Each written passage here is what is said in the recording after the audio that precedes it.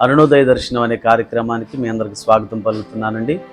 మన తండ్రి అయిన దేవుని నుండి ప్రభువైన యేసుక్రీస్తు నుండి కృపా సమాధానములు మీకు తోడై ఉండును గాక. మీరు ఎల్లప్పుడూ ఆనందంగా, సంతోషంగా, సమాధానంగా ఉండాలి. దేవుని యొక్క కృప మీ కుటుంబాలకు తోడై ఉండాలని కోరుకుంటూ ఉన్నాను. ఈ శ్రేష్టమైన సమయమున కీర్తనలు 116వ కీర్తన 6వ వచనము చదువుతానండి, ఆలకించండి.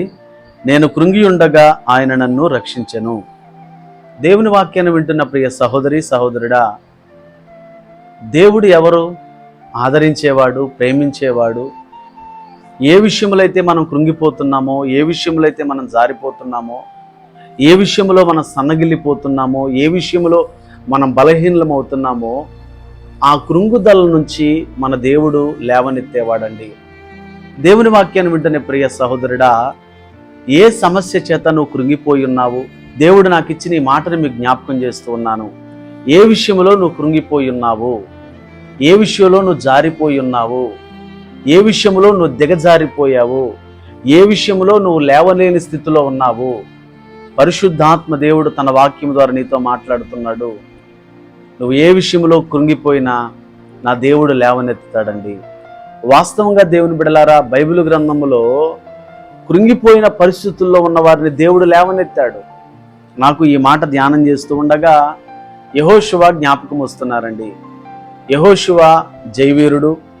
ఇంకా చెప్పాలంటే మోషే ఎక్కడైనా కొద్దిగా కోపపడి, నోరు జారి, కొద్దిగా దేవుని యొక్క కృపను కొన్ని సందర్భాల్లో పోగొట్టుకున్నాడు. కానీ యెహోషువలో మనకెక్కడ లోపం కనిపించదండి. అంతగా దేవుని యొక్క కృపలో జయవీరుడుగా ఎదిగినవాడు యెహోషువ. అయితే యెహోషువ హాయి పట్టణం మీదకి సైన్యాన్ని పంపిస్తాడండి. సైన్యాన్ని పంపించినప్పుడు హాయి పట్టణం మీద ఇశ్రాయేలు ఒక రకంగా చెప్పాలంటే భయంకరంగా ఓడిపోతారు. తరిమి తరిమి హాయి వారు ఇశ్రాయేల్ని మరి తరిమి కొట్టినట్లుగా లేఖనాల్లో మనం చూస్తూ ఉంటాం. అప్పుడు యెహోషువ కృంగిపోతాడు. యెహోషువ కృంగిపోయి ఎంతగానో ప్రార్థన చేస్తాడండి. దేవుని బిడ్డలారా, అప్పుడు యెహోషువతో దేవుడు మాట్లాడతాడు. యెహోషువ, నువ్వెందుకు కృంగిపోయి ఉన్నావు? నువ్వెందుకు ప్రార్థిస్తున్నావు? ఇశ్రాయేలు పాపం చేసి ఉన్నారు. ఇశ్రాయేల్లో ఉన్న పాపము నువ్వు కడిగినప్పుడే, శుద్ధీకరించినప్పుడే మరలా నీకు విజయం వస్తుంది అని యెహోషువతో దేవుడు మాట్లాడతాడండి. ఆ రీతిగా నీ పాపము నిన్ను కృంగదీస్తూ ఉందా? నీకున్న రోగము నిన్ను కృంగదీస్తుందా? లేదంటే దేవుని బిడ్డలారా, నేను అంటానండి, కొన్ని మన దురాశలు, కొన్ని మన కృంగిదలకు కారణము దేవుని బిడ్డలారా మన పాపము కూడా నేను అంటానండి. బైబిల్ గ్రంథంలో మరొక మాట ఉందండి, శ్రమ దినమున నీవు కృంగిన ఎడల చేతకాని వాడవగుదువు. కాబట్టి ఏ విషయంలో కూడా మనం కృంగిపోకూడదు. ఎందుకంటే చక్కటి మాట, నేను కృంగి ఉండగా ఆయన నన్ను రక్షించెను. ఏ విషయంలో నువ్వు కృంగిపోయినా నువ్వు భయపడని అవసరం లేదు. నువ్వు ఏ విషయంలో అంటే అనారోగ్యాన్ని బట్టి కృంగిపోతున్నావా? అప్పులను బట్టి కృంగిపోతున్నావా? పిల్లల వల్ల కృంగిపోతున్నావా? ఉద్యోగంలో సమస్యల, వ్యాపారంలో సమస్యల, లేదంటే పొరుగువారి వల్ల నీకు సమస్యల, ఆర్థికపరమైన సమస్యల, నువ్వు ఏ సమస్యతో కృంగిపోయి ఉన్నా దేవుడు నిన్ను రక్షిస్తాడు అనే విషయాన్ని మర్చిపోవద్దండి.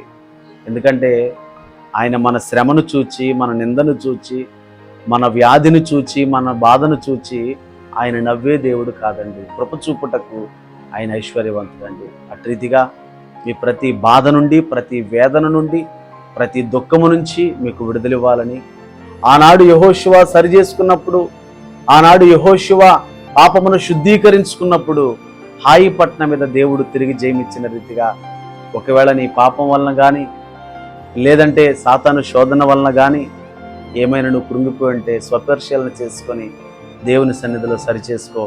ఖచ్చితంగా దేవుడు మరలా తిరిగి నిన్ను రక్షించి ఆశీర్వాదాన్ని అనుగ్రహిస్తాడు. అట్రీతిగా మీ జీవితాల్లో దేవుడు రక్షణ కార్యమును జరిగించునుగాక. ఆమేన్. చిన్న ప్రార్థన చేస్తాను. పరిశుద్ధుడా, ప్రేమ కలిగిన మా తండ్రి, దయగలిగిన మా యేసయ్యా, నీ పాదములకు వందనాలయ్యా. నేను కృంగి ఉండగా యెహోవా నన్ను రక్షించినని భక్తుడు మాట్లాడుతున్నాడయ్యా. ఆ రీతిగా వాక్యాన్ని వింటున్న వారు ఏ విషయంలో కృంగిపోయి ఉన్నారో, ఏ విషయంలో బాధపడుతున్నారో, ఏ విషయంలో మానసికమైన ఒత్తిడికి గురవుతున్నారో ప్రభా, ఆ బాధ నుండి, ఆ కష్టము నుండి, ఆ కన్నీటి నుండి, ఆ అవమానము నుంచి వారికి విడుదల కలిగించండి ప్రభా. నీకు వందనాలయ్యా. మేము కృంగిపోయి ఉండగా మమ్మల్ని లేవనెత్తే దేవుడు అయ్యా.